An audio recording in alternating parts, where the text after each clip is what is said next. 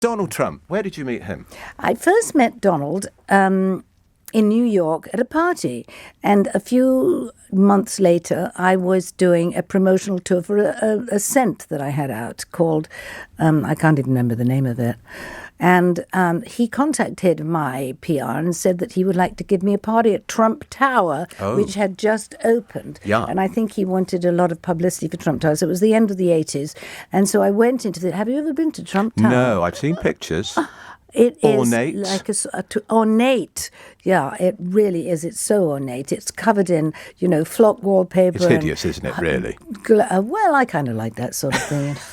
Now and again. Bit over the top, though, isn't it? It was the 80s. Everything was over the top. Yeah. So I go in, and he's absolutely charming. And I already knew Ivana, because I'd met her in the south of France several times. She was always there. And we got along really well, and he was very charming and said he loved the perfume. His wife was wearing it. And then a few months later, he contacted the one of the producers on Dynasty, and he said, Gary, I want to be on Dynasty. And Gary said, I'm sorry, we're all cast. You can't be on Dynasty. He said, but Gary, you don't understand. I am Dynasty.